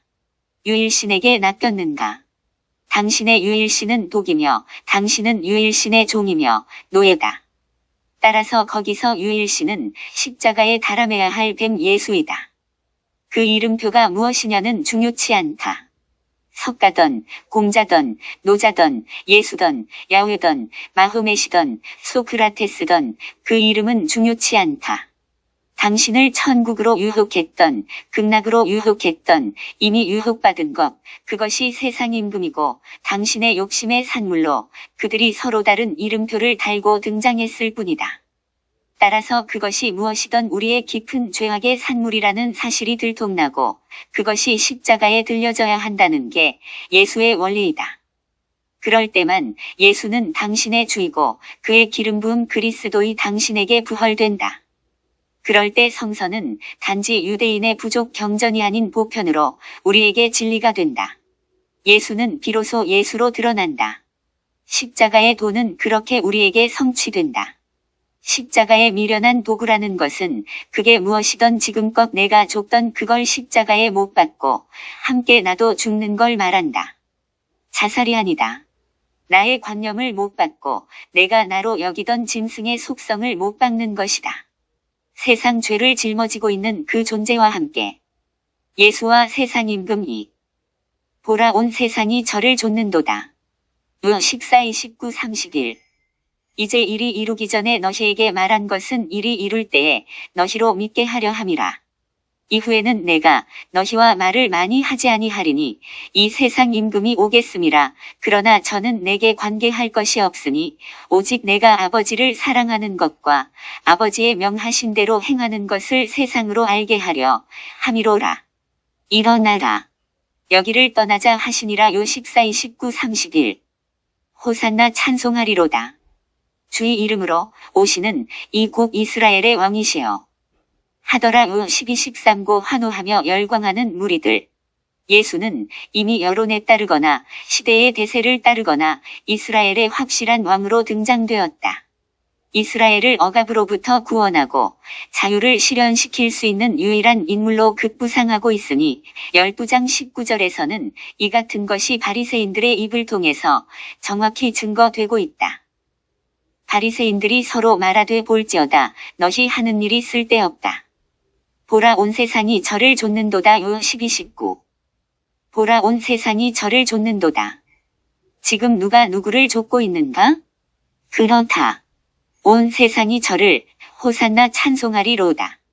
주의 이름으로 오시는 이 곧 이스라엘의 왕이시여 하며 좇고 있는 것이다. 예수를 좇고 있는 무리들이 온 세상인 것이다. 이같이 기막힌 일들이 역사의 현장에서 생생히 일어나고 있고 정확히 기록으로 전해지고 있다. 예수를 좇는 무리들이 누구인가? 그렇다. 온 세상은 저렇게 열심히 예수를 좇고 있다. 우리의 왕이시여, 우리의 왕이시여 하면서 말이다. 그래서 예수. 눈앞에 그래서 언급했던 대로 세상 임금으로 이스라엘 역사의 대세 가운데 등장하고 있는 것이다. 비등한 여론 가운데서는 소수의 이론이나 이견들이 전혀 명함을 내밀 수 있는 계제가 못 된다. 문제는 예수 자신이었다.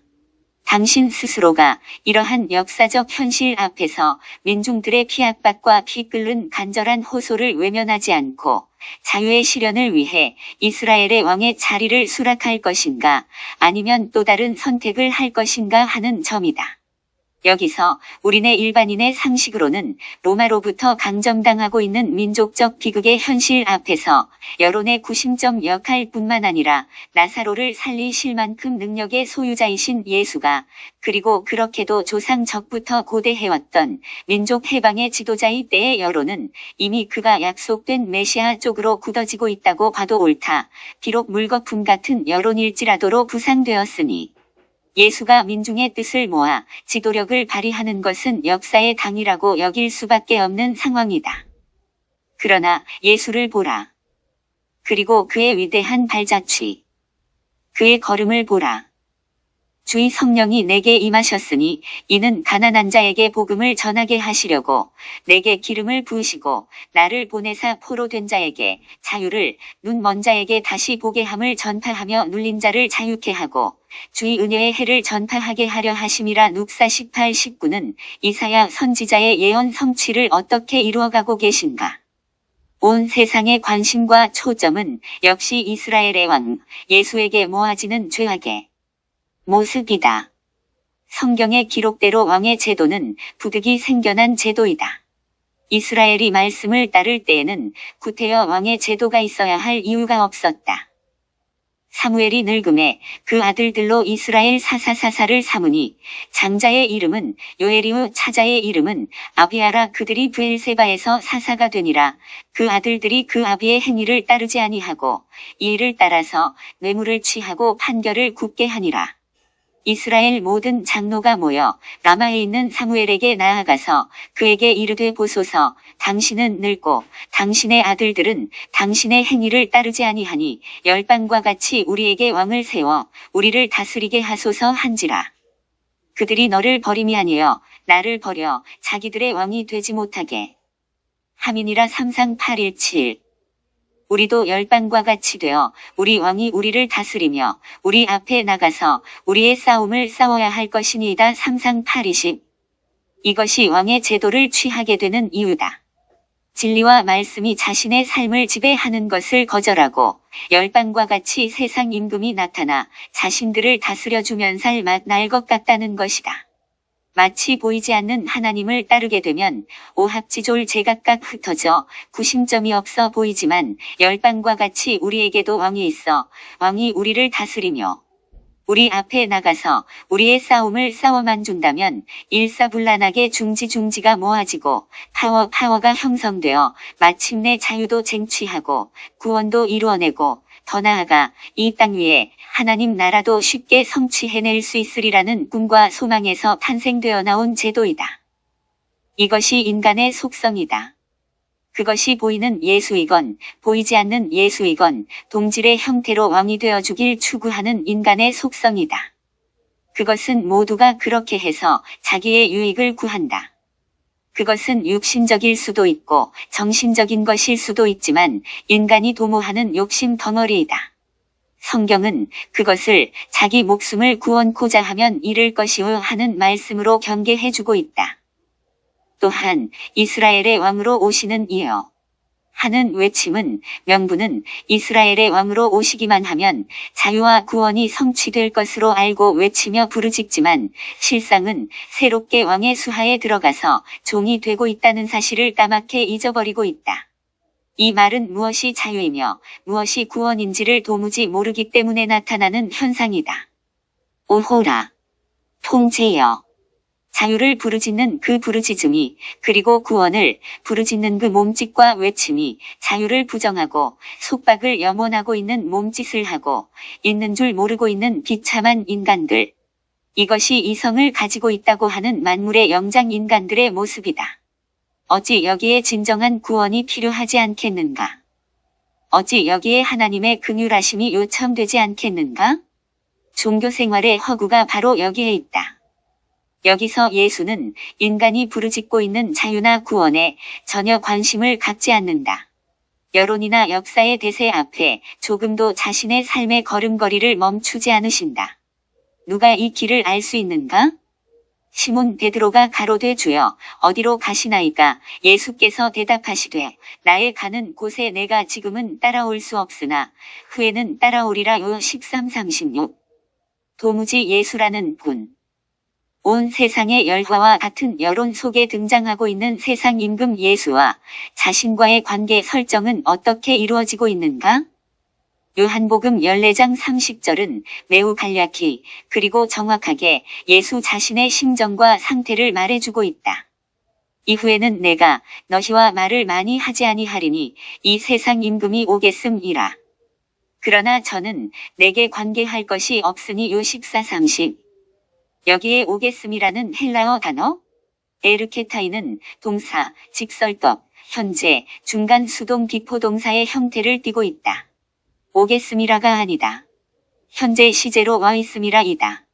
더구나 능동태로 와 있는 것이 아니여 중간 수동 비포동사로 표현되고 있다는 사실 또한 주목할 일이다. 헬라어에서 중간태는 능동태와 수동태의 중간을 의미한다. 중간 수동기포동사라는 것은 중간태이지만 수동태에 가까운 중간태이다. 세상 임금이 어디에 어떻게 와 있는가? 그렇다. 저 무리들 가운데 온 세상이 좇는 가운데 세상 여론에 의해서 예수는 그들 세상의 왕 아르콘으로 자신들을 지배하고 다스려서 자유를 쟁취할 임금으로 현재 와 있는 것이다. 중간 수동태를 취하고 있는 이유를 조금은 짐작할 수 있다. 그런데 예수는 과연 여기서 어떠한 태도를 취하고 계신가? 가이엔 데모이 우크에케이 우덴. 이 말을 풀어서 설명해보면 다음과 같다. 세상 임금이 현재 와 있지만 그러나 내 안에는 그가 세상 임금이 아무것도 가지고 있지 않다. 즉 세상 임금이 나하고 관계되어 있는 것이라고는 아무것도 없다는 말이다. 예수는 도무지 그러한 여론에 조금도 마음을 빼앗기고 있거나 흔들리고 있지 않다는 말씀이며 그 세상 임금과 자신을 전혀 아이덴티파이하지 않고 있다는 사실이다. 우리네 범인들이라면 당장 교단을 하나쯤 세우든지 그러한 세력에 힘입어 자유와 정의의 실현을 위한 진군나팔을 울려야 할 판인데 전혀 엉뚱하게 나가고 계신 것이다. 차라리 냉혈인이라는 말도 어울리지 않을 만큼 세상 임금과 자신이 완전히 분리되어 있는 모습이다. 여기서 우리의 현실은 어떠한가? 온 세상은 제각기 예수 왕 아래서 서로가 고을 삭도를 누리려 하고 있고 또한 당신이야말로 적임자이니 우리의 왕이 되어 주시오 하며 왕을 세우려 하지 않는가? 이렇게 무리들과 왕들은 서로가 어우러져 흥에 겨워 한바탕 난장판을 벌이고 있지 않은가? 그래서 죄를 먹고 마시며 술에 취하여 비틀거리고 있는 저 무리들, 호산나 찬송하리로다 이스라엘의 왕으로 오시는 이여 하고 있는 온 세상이 어찌 소돔성이 아니고 고모라성이 아닌가. 성경 역사 그대로 열왕기의 시대가 지금 계속 반복되고 있습니다. 어찌 온 세상을 예수도 모르는 저 무지한 불신자들의 세계만이라고 화살을 다른 쪽으로 돌리려는가. 이러고도 화가 없기를 기대하고 있으니 화인 맞은 양심이 아니고서야 도무지 그럴 수는 없는 노릇이다. 예수는 이미 진작부터 그러한 시험을 통과하셨던 분이다. 마귀가 또 그를 데리고 지극히 높은 산으로 가서 천하 만국과 그 영광을 보여주며 가로되 만일 내게 엎드려 경배하면 이 모든 것을 내게 주리라이. 예수께서 말씀하시되 사단아 물러가라 기록되었으되 주 너의 하나님께 경배하고 다만 그를 섬기라 하였느니라 마사구십. 이미 예수는 세상의 임금이 유혹거리도 미혹거리도 아니었다. 이렇게 분리되어 있기 때문에 저 무지한 백성들 어두움 속에 있는 이들에게 그들이지 향하고 있는 자유가 아니라 예수와 하나님이 주고 싶은 자유를 주기 위해 그 세상 임금을 아무런 미련 없이 내어 쫓을 수 있는 능력이 있었던 것이다. 어떻게? 그것은 그들의 실체인 예수를 십자가에 못 박아버림으로써 비로소 가능한 것이다. 이전에도 무리들의 그러한 요청이 없었던 것이 아니다. 오병이어의 광야 이적이 있은 후에 있었던 일이다. 그 사람들이 예수의 행하신 이 표적을 보고 말하되 이는 참으로 세상에 오실 그 선지자라 하더라. 그러므로 예수께서 저희가 와서 자기를 억지로 잡아 임금 삼으려는 줄을 아시고 다시 혼자 산으로 떠나가시니라. 64시고 예수는 인간들의 이러한 요청이 있을 때마다 산으로 피하실 수밖에 없었고 그래서 그는 그러한 세상의 속성인 죄를 짊어지고 그들의 그러한 것 때문에 십자가를 지셨던 것이다. 예수는 이 길을 걸으셨다. 그리고 말씀하셨다. 나의 가는 곳에 내가 지금은 따라올 수 없으나 후에는 따라오리라요. 13-36 이를 일컬어 성경은 영광이라고 말한다. 호산나 찬송하리로다를 세상 영광이라고 한다면 이를 거절하고 도리어 세상 영광에 사로잡혀 있는 묵사람들에게 자유를 이루기 위해 자신을 못 박아 인자가 들려야 하리라는 것을 영광이라고 말하고 있다. 이 영광이 어찌 저들 세상의 청천벽력이여 이 어찌 우레소리가 아니겠는가? 이 소리가 난 것은 너희를 위한 것이니라. 아버지여 아버지의 이름을 영광스럽게 하옵소서 하시니 이에 하늘에서 소리가 나서 가로되 내가 이미 영광스럽게 하였고 또다시 영광스럽게 하리라 하신데 곁에 서서 들은 무리는 우레가 울었다고도 하며 또 어떤 이들은 천사가 저에게 말하였다고도 하니 예수께서 대답하여 가라사대 이 소리가 난 것 은 나를 위한 것이 아니요 너희를 위한 것이니라. 이제 이 세상의 심판이 이르렀으니 이 세상 임금이 쫓겨나리라. 12-18-31 저희는 사람의 영광을 하나님의 영광보다 더 사랑하였더라. 12-4-13 요한복음 14에서 16장은 이렇게 긴박한 예수의 삶이 진행되는 동안 그의 제자들에게 계속하여 그들이 겪게 될 일과 이후에 되어질 일들을 숨 가쁘게 말씀하고 계신 장면들이다. 여기서 도무지 간과할 수 없는 말씀이 있으니 13장과 15장에서 2번씩이나 되풀이하고 있는 말씀이다.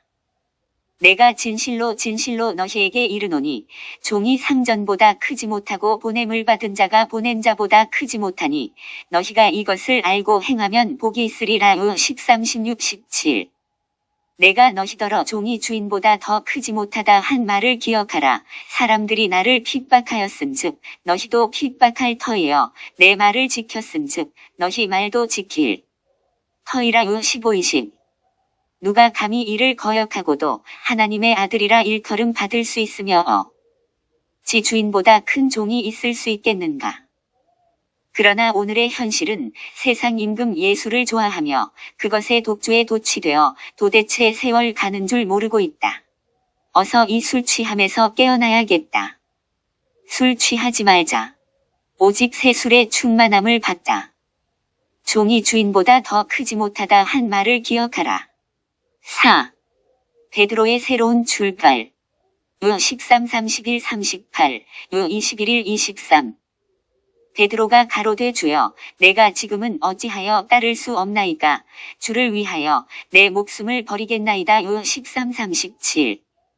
요한의 아들 시몬아, 내가 이 사람들보다 나를 더 사랑하느냐 하시니 가로되 주여, 그러하외다. 내가 주를 사랑하는 줄 주께서 아시나이다.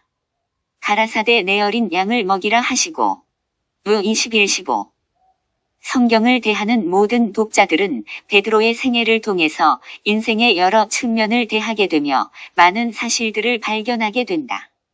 특히 요한복음의 후반부에 나타나는 시몬 베드로와 예수와의 대화는 많은 것을 생각해 해준다.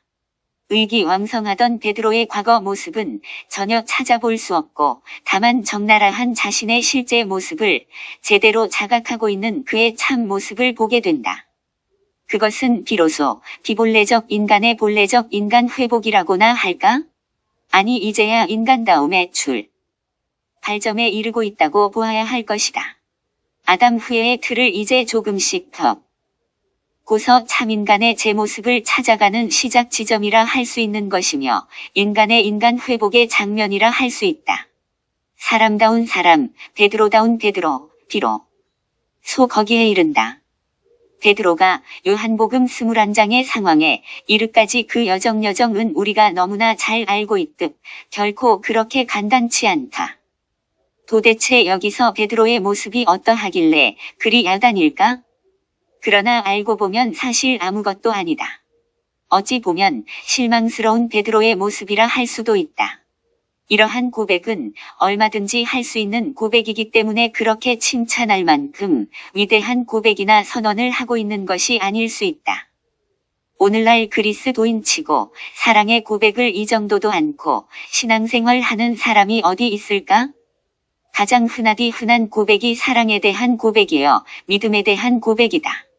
주를 위해서는 어디든지 가오리다이며 멸시천대 십자가는 제가 지고 가오리다를 소리 높여 부르고 있는 시대가 아닌가. 그러나 오늘 우리가 대하고 있는 이 기사는 단순히 그렇게만 볼 수 없는 까닭이 있다. 왜 그런가 하면 이것은 새로 태어난 베드로의 가장 기본적인 사람다운 사람에 이르고 있기 때문이다. 거기서부터 비로소 새로운 세계가 펼쳐지는 출발선이기 때문에 우리가 주목해 보아야 할 소중한 순간이다. 이것은 고백이라기보다는 자신의 실상에 대한 자각이라는 말이 옳다. 사람 낚는 어부가 되게 하리라며 그를 부르신 예수 앞에서 이전의 모습을 바라보며 있는 그대로 자신을 드러내는 순간이다. 드러나지 않았던 자신의 모습이 있는 대로 만천하에 들통난 베드로 자신에게 드러난 열어 보여진 순간에 할 수 있는 가장 초보적이며 동시에 숭고한 고백이라 하겠다. 예수께서 시몬 베드로에게 이르시되 내가 이 사람들보다 더 나를 사랑하느냐 하시니 가로되 주여, 그러하외다. 내가 주를 사랑하는 줄 주께서 아시나이다. 번역 성경만을 통해서 보면 이 부분처럼 독자들에게 어처구니 없는 혼돈을 일으키는 본문도 드물 것이다. 우리가 원문 성경을 강조하는 까닭도 이 텍스트를 함께 살펴보고 나면 어느 정도 이해할 수 있으리라 여긴다. 본문을 다시 한번 원문으로 살펴보자. 이를 한번 해석해 본다면 다음과 같이 할 수 있겠다. 예수께서 시몬 베드로에게 말씀하시기를 요한의 아들 시몬아, 내가 나를 이 사람들보다 더 플레이온 사랑 아가파스 현재 직설법 능동태 하느냐? 예. 주님, 당신은 이미 알고 오이다스 동사 직설법 완료 능동태 계십니다. 내가 당신을 필로 하는 줄을. 이 말을 풀어서 설명해 본다면 다음과 같다. 예, 주님, 당신은 이미 내가 당신을 필로 하고 있다는 사실을 너무나 잘 알고 계신데 왜 새삼스럽게 그러한 질문을 하십니까? 라는 말과 다름없다. 번역 성경만을 보면 여기서 나이쿠리에게 주님 나는 말씀이 내가 나를 사랑 아가파스 하느냐 하는 물음에 대한 긍정으로 여기기 쉽도록 되어 있다.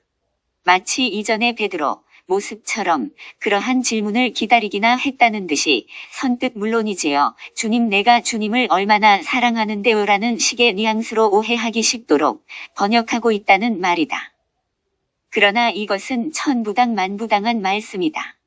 오히려 그와는 정반대이다. 오히려 이 말씀은 진실로 주님 혹은 오 주님, 내가 당신을 사랑, 아가파스 할 수 없다는 사실을 이미 당신은 알고 계시지 않습니까? 라는 대답의 다름 아니다.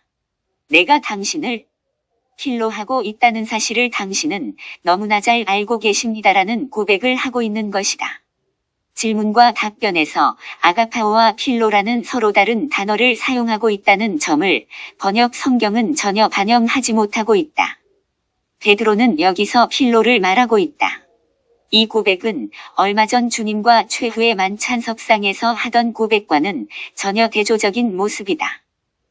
베드로가 가로되 주여 내가 지금은 어찌하여 따를 수 없나이까 주를 위하여 내 목숨을 버리겠나이다. 요 13-37 이 말씀은 바로 다음과 같은 분위기에서 하고 있는 베드로의 고백이다.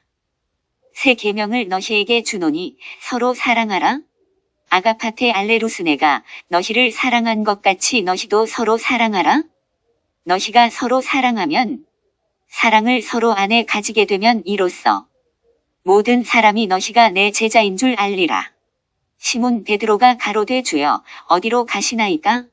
예수께서 대답하시되 나의 가는 곳에 내가 지금은 따라올 수 없으나 후에는 따라오리라. 13-34-36 이때도 사랑의 문제가 언급되던 때였다.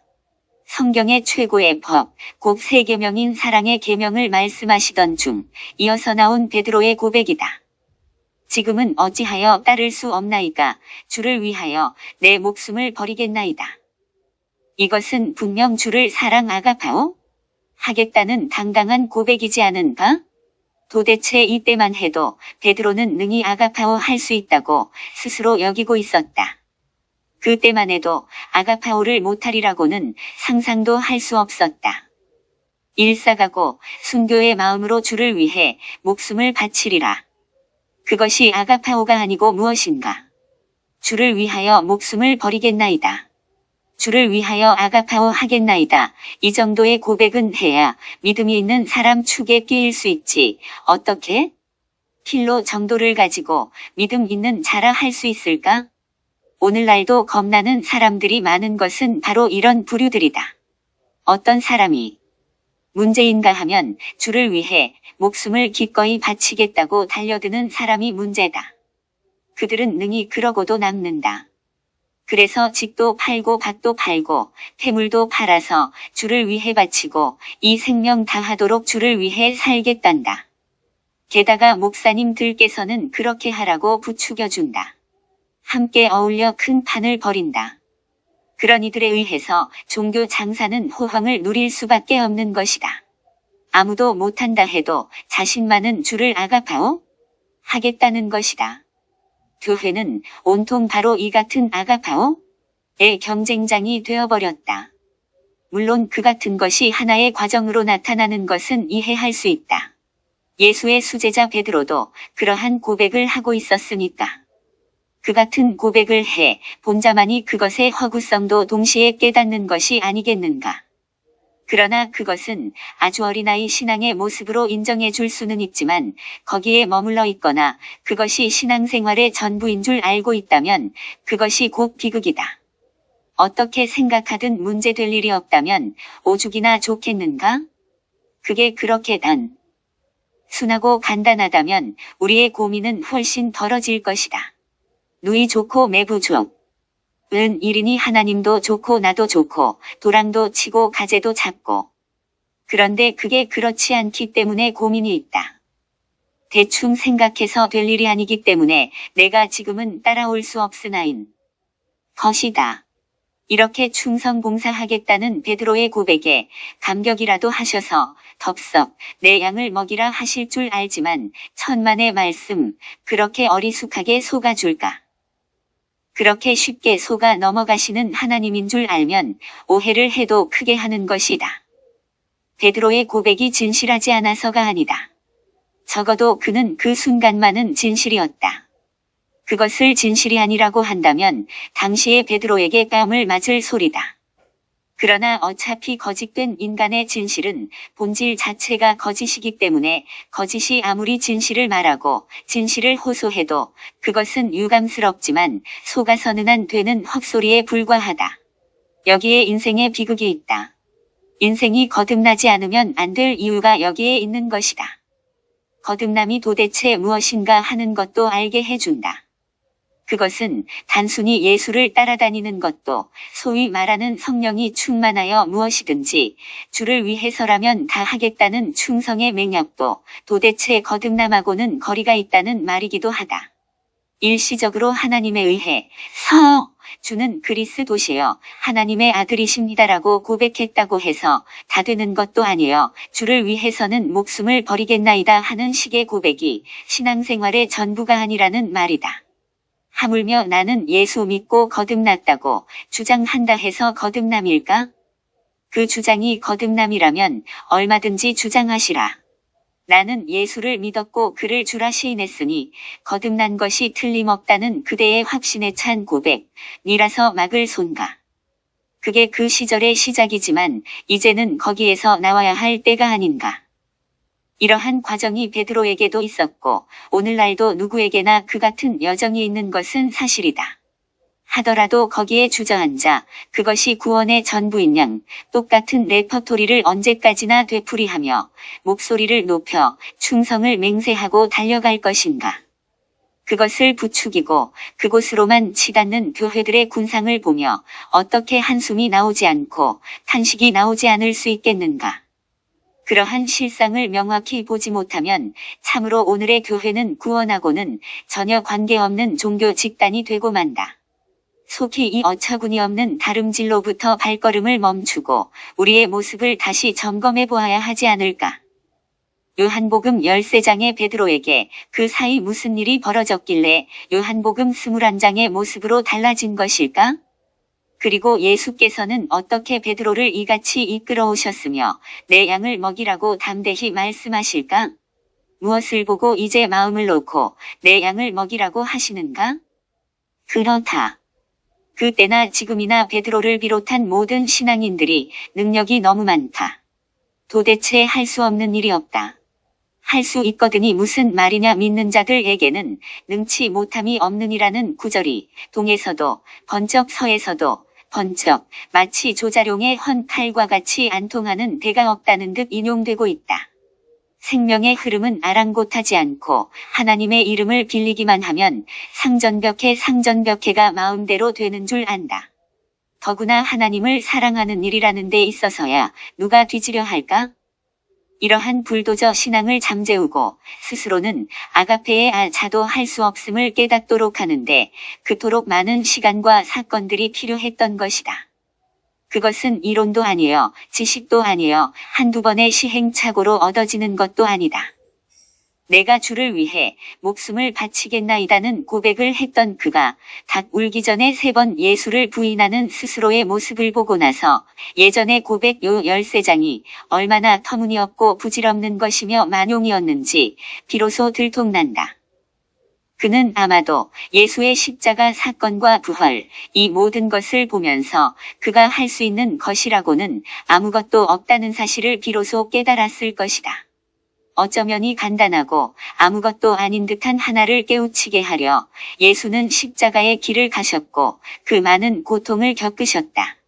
인류의 어떤 스승도 그렇게 하지 않았다. 예수 앞에 절로 무릎이 꿇어지는 것도 그 같은 걸음 때문이리라. 인간의 무지와 죄악은 예수를 십자가에 못 박고서야 비로소 한다. 그러기 전에 나는 이미 알고 있다고 큰 소리치는 사람들은 참으로 알기 때문에 그렇게 큰 소리치는 것이 아니다. 오히려 전혀 모르기 때문에 큰 소리칠 수 있다. 교리와 이론으로만 알고 있기에 그렇게 목소리가 클 수 있다. 종교적 이론으로야 인간이 아무것도 할 수 없다는 사실을 모르는 사람이 어디 있을까? 그것은 주일학교 한 달만 다녀도 다 알게 된다. 아무리 그것을 잘 알아도 그들의 신앙생활은 변함없이 주를 위해 목숨을 바치겠나이다이다. 이것이 우리들의 비극이다. 그것은 이론 이전의 개개인이 주님과의 관계성 속에서 해결해야 할 문제요, 삶 속에서 깨달아야 할 일이다. 그러한 과정들을 겪고 난 베드로는 절망에 빠질 수밖에 없었다. 차라리 여기서 절망이라는 말조차 사치스럽다. 도무지 할 수 있는 일이라고는 그에게 아무것도 없었다. 더구나 예수 그리스도를 위해서 무엇을 할 수 있다는 말인가. 이제 다시 무엇을 하겠다고 덤벼들 용기는커녕 기본적인 신앙생활조차 할 수 있는 기운이 없다. 해서 읽다. 그가 할 수 있는 것이라고는 어쩌면 이전에 하던 일, 나는 물고기 잡으러 가노라, 밖에는 더 이상 없었던 것이다. 고기나 잡으러 가자고 하지 않을 수 없었던 베드로, 이를 보고 있던 다른 제자들의 우리도 함께 가련다라는 상황을 생각해보라. 이때의 베드로는 이미 예수의 부활 사건을 2번씩이나 목격하고 기뻐했었다. 요 21 14 19-23 참조. 그럼에도 무엇이 베드로로 하여금 이렇게 실이 속으로 빠지게 했겠는가? 이 모든 것을 목격하고 경험하고 실패하고 난 연후에야 비로소 그는 자신으로서는 할 수 없다는 사실을 알게 된다. 그것은 기뻐할 일이거나 슬퍼할 일이거나의 문제도 아니다. 다만 아무것도 할 수 없다는 지극히 당연한 사실을 당연하게 받아들이는 것뿐이다. 이제야 비로소 인간의 본래 위치에 다다랐을 뿐이다. 성서는 이때의 베드로를 비로소 사람 아담이라 한다. 하아담아 황무지 흙을 아파르 아담으로 만들었다는 에덴 이야기의 베드로 버전인 것이다. 이것이 비로소 예수 그리스도의 십자가 사건이 베드로에게 십자가로 혹은 의미 있음으로 성취되어진 것이다. 살아있던 그가 그리스도와 함께 죽어버린 모습이다. 그것이 죽어버리고 나면 그제야 처음부터 시작할 수 있는 것이다. 이것이 십자가의 도다. 이것이 예수 그리스도의 믿음이다. 지금 베드로의 의식 속에는 믿음이고 뭐고 생각할 겨를이 없다. 무엇을 어떻게 해야 할지 그는 아무것도 생각할 수조차 없는 상태요. 그로서는 고기나 잡을 일 밖에는 아무런 할 일이 없었다. 그러나 이것이 예수와 함께 십자가에 못 박혀버린 증거요. 예전에 베드로가 그 자신 속에서 빠져나가버린 모습을 보여주고 있는 것이다. 그는 젊어서는 자신이 스스로 뛰고 원하는 곳으로 다녔었다. 요 21 18. 그러나 이제 그러던 베드로는 죽어버렸다. 주님은 비로소 고기나 잡고 있는 그에게 나타나셔서 내가 지금은 따라올 수 없으나 후에는 따라오리라. 요 13 34 36 하신 말씀을 이루려 하신다. 그리고 물으신다. 요한의 아들 시몬아, 내가 나를 이 사람들보다 더 사랑 아가파스 현재 직설법 능동태하느냐? 그것도 3번씩이나. 그의 입에서 어떤 대답이 나올 수 있겠는가? 이제 또다시 예전의 고백을 반복할 수 없는 베드로였던 것이다. 예, 주님. 당신은 이미 알고 오이다스 동사 직설법 완료 능동태 계십니다. 내가 당신을 사랑 필로 하는 줄을. 여기에 비로소 주님은 베드로에게서 당신이 주인 노릇하실 수 있는 가는 공간이 마련된 것을 보신다. 비로소 베드로에게 기름 부음 그리스도의 가르칠 가는 공간이 생긴 것이다. 이제는 내 양을 먹이라라고 하실 수 있게 된 것이다. 양을 먹일 수 있는 양식을 베드로 안에서 기름 부음이 공급할 수 있을 것이기 때문이다. 이제는 베드로가 스스로 양을 먹이겠다고 만용을 부릴 수 없다는 사실을 알고 있기 때문이다. 이제는 진리가 왕노릇 할 수 있을 터이여 기름 부음이 베드로라는 인생의 주가 되실 것이기 때문이다. 천국의 열쇠를 주겠다는 마태복음 16장의 예언이 이곳에서 성취되고 있다. 천국의 열쇠가 되는 그리스도, 아가페인 그 자신이 베드로의 삶의 중심에 자리하는 것이다. 스스로는 사랑, 아가파스 할 수 없지만 사랑의 본체인 진리가 그 일을 할 것이기 때문에 내 양을 먹이라가 가능케 된다. 그럴 때만 천국의 열쇠를 선물로 받아 사용할 수 있는 능력이 비로소 부여된다. 복음서의 비밀이다. 3번씩의 물음을 반복하는 것도 그리고 동일한 대답을 하게 되는 것도 따지고 보면 예전과 달리 베드로의 충동적인 고백이거나 일시적인 고백이 아니라 사실적인 고백임을 환기하고 이 이야기가 기록으로 남아있는 것은 오늘 우리를 위함이리라. 더구나 3번째 물음은 베드로에게 박힌 목처럼 확연하게 해준다. 레게이 아우토 토트리톤, 시몬 요한누, 필레이스 메 이게 무슨 말인가? 그의 질문이 바뀐 것이다. 시몬 요한누, 필레이스 메 요한의 아들 시몬아 내가 나를 사랑. 필레이스 하느냐라고 아가파오가 아닌 필로라는 단어로 바꿔서 질문하고 있다. 당신을 필로? 한다고 대답하고 있는 그에게 지금까지는 아가파오? 하느냐고 묻던 분이 3번째, 내가 나를 레이스 하느냐고 묻고 있는 것이다. 생각해보라. 왜 이렇게 묻고 계신가? 베드로의 대답은 여전하다. 오히려 더욱 담담히 말하고 있다. 주님, 당신은 이미 모든 것을 알고 계십니다.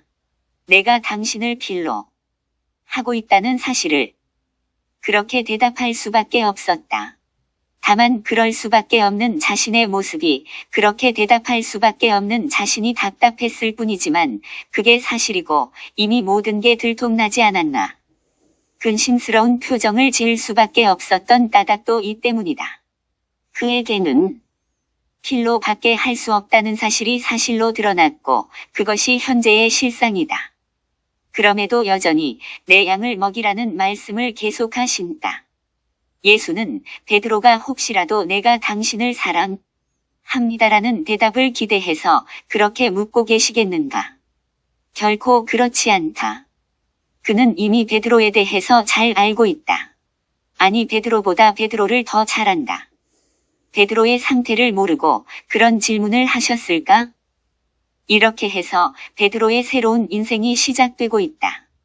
그는 아무것도 스스로 할 수 없는 존재임이 드러났고 그것을 사실로 인식하게 되었으며 주님은 당신의 일을 베드로 안에서 시작하신다. 그리고 능히 내 양을 먹이라고, 내 양을 돌보라고 말씀하신다. 여기서부터 베드로 생애의 후기가 펼쳐지기 시작한다.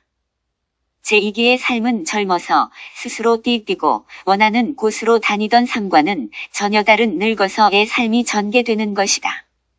남이 내게 띠띠우고 원치 아니하는 곳으로 데려가리라. 이것이 베드로의 인생 이막이며 새로 펼쳐질 청사진이다.